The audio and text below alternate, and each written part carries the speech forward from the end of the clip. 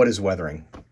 Weathering is basically an artist just expressing themselves through the aging of rolling stock, locomotives, structures, scenery, figures, you name it. And there is no right way and there is no wrong way. There's the way that appeals to you. It's your expression. It's your artist eye.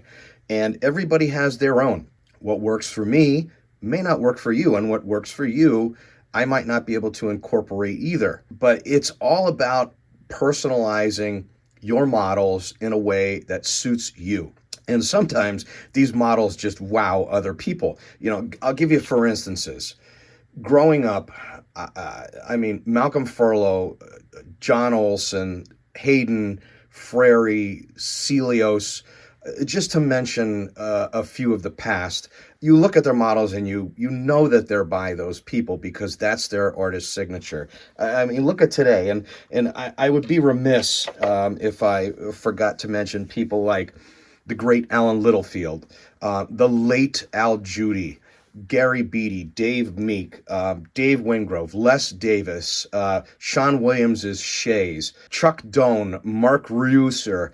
I mean, if I forgot anybody, I apologize, but you immediately look at the work and you go, that's from them. Another one, Jason Jensen. You look at this stuff and you go, I know that's their models because that is their artistic signature. So having said that, today I'm going to share with you a couple techniques on how I turned this little On18 Climax, or crummy, whatever you want to call it, from a plasticky looking gray resin structure into a weathered and almost ready for final details model for my layout.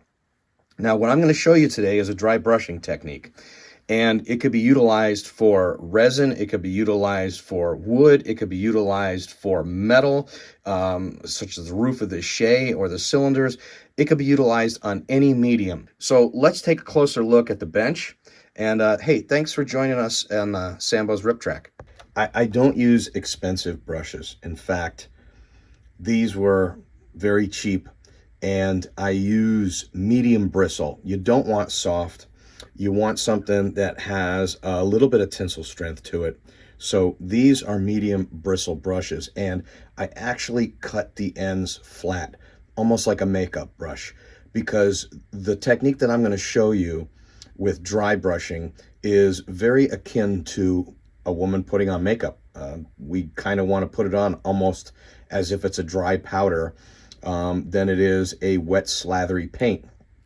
So having said that, those are the brushes that I use. I use cheap Apple Barrel or Accent or Folk Art acrylic paints. They're, to me, more like a tempera paint than they are an acrylic. They don't finish with that tough skin that an acrylic has. The base that I used for the cab is this Tamiya dull red, and as you could see, it's pretty stark. And this is the finish right here. Now this is what we want to end up with. That is our end goal. And this was my test piece that I did. This is part of the cab. And I did this test piece to decide whether or not I really wanted this Class A crummy to be red or to be the signature green that is with the rest of my locomotives. So we're going to go from this stark red right here to this weathered red. One more thing I want to point out. I like to use Viva paper towels. They're very similar to a shop paper towel, and I just like the way that they take the paint off the brush. It's just something I've become akin to over the years. Every now and then I will use a little bit of the Bragdon's chalks with a fine tipped brush, just maybe here and there in the cracks and crevices if I just really want a little bit more soot on them. But what I want to do is I want to start with this Apple Barrel Barn Red. And basically what I want to do is I want to give it a coat of Apple Barn Red, which I've already done to these pieces. Okay. And I want to go right over the Tamiya color because that Tamiya is very, very stark. And the Apple Barrel kind of gives it some tone, a little bit of depth, and it also gives it a little bit more tooth so that when you start applying your dry brush layers, they'll adhere a little better. Okay, so basically what I do is I just shake the bottle and I get some paint right in the cap, and I just go right off the cap. And what I'm going to do is I'm going to put just one more very thin coat, and you can see I'm actually just swirling it around. I don't want to cover up a lot of the wood grain that's already imparted in this, and I'm not slopping this up.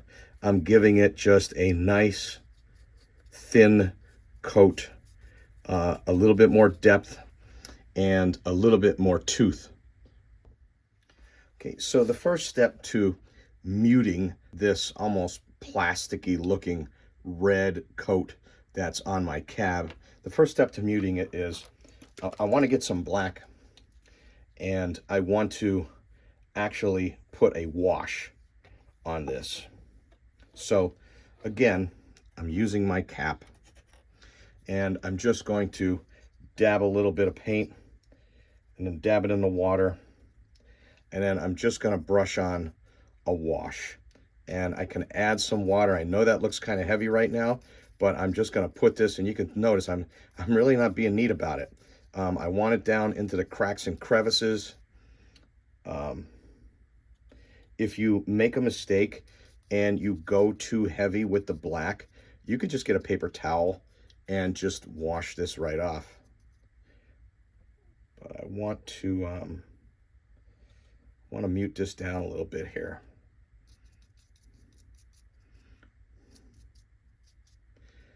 Some people have asked me about using alcohol, but the alcohol tends to pull up. The previous layer of acrylic paint that I put down, the apple barrel, kind of washes it off, and I don't want that. So that's my first step. Make sure, obviously, your brushes are clean. And you need to have your brushes very, very dry when we get to the next step, which is going to be applying some dry brush to this. Okay, so here's our next step in muting down our red color. And you can see that the black wash has dried. It's exactly where I want it to be. Now, even if you don't have it in every nook and cranny and crevice, you could pick that up later with a little bit of chalk if you want. It's still drying a little bit on this cab, but you could see it's starting to show some board relief, some grain relief. That's what we want. So this next step involves some gray. And just like the black, I'm just going to shake up a little bit of paint, and I'm going to get it in the cap. Now, if you've never done dry brushing before, this takes practice, it takes patience, and it takes what we call brush control. So most of the paint that you're going to get on your brush is going to go right on your paper towel. And like I mentioned before, you want this paint to almost be like a woman's makeup brush. As you can see, I'm loading up the brush, and I'm taking most of the paint off, because what I want to do is I just want to gently hit this, and you can see I'll even do some circular motions in here. Okay, I want to mute this all down with the gray.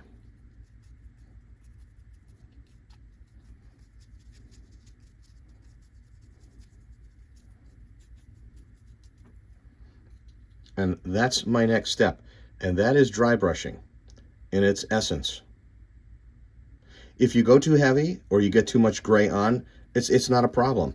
You could come back with a little bit of red and dry brush some red back over it. But that's basically the next step, muting it down. Now, I'm going to show you the difference. There's our difference already. And we've only had one dry brush layer added to this. For my next step, I want to add a little bit of grime to this. So I'm going to go back to my black. I'm going to get a little bit in my cap. And this time I'm going to use my smaller brush, because I want to do this in smaller areas. So I'm just going to get a little bit of black on my little smaller brush, and I'm going to get most of it off. And then I'm going to kind of dry brush into the corners. Actually, I took just a little bit too much off the brush.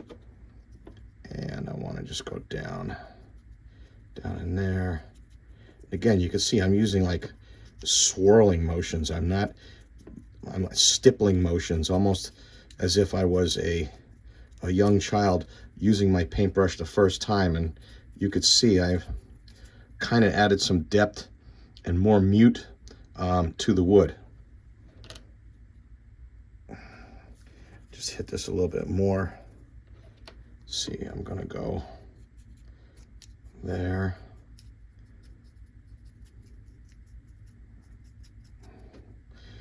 You know, wherever you think maybe the train crew is gonna handle things, like on the sides by the handrails, you know, maybe there's some additional soot buildup, but as you can see, we're 2 dry brush layers in, and already we've drastically changed the appearance of this. Okay, the last step involved in dry brush weathering this panel is, I'm going to go to my go-to. This is Accent Country Colors. It's antique white. I have a W on top of it, so I could grab this quickly, because this is my go-to kind of almost final phase that I use to weather everything. And you can see it's a very, very creamy white, and it doesn't dry like that. It doesn't look yellowish when you finish it. It's a really, really nice finish to make the detail and the relief pop. And here I got my brush all knotted down, and I'm just gonna hit the edges. I'm touching it very softly, and I'm going in. You can see, again, I'm swirling just so I could kind of apply the quote makeup to that panel.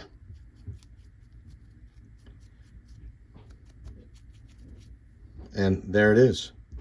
That's it. And we'll go in later and we'll do some rust on the bolt details. Maybe just to put a little bit of Bragdon chalk down in the corners. But that's it.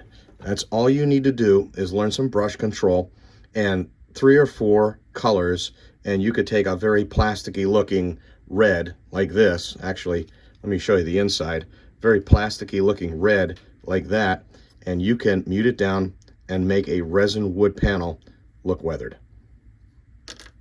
I just want to show you this. I went back and I hit those middle panels a little bit more with the antique white, and you could see it's almost a peeled paint type look, that the paint has just kind of weathered off the high edges, and now it's really popping. Now we really have a big difference, and that's the achieved look that we want. Hey, thanks for joining us back on Sambo's Rip Track for some dry brush weathering. You can also see that it was also applied to the boiler and the cylinders and all of the detail around that. Coming up, I'm going to show you guys how to make any corrugated metal look like it has been weathered and worn and aged, just like the roof of this Climax. So thanks again for joining Sambo's Rip Track. We'll catch you on the flip side, and not the red light district.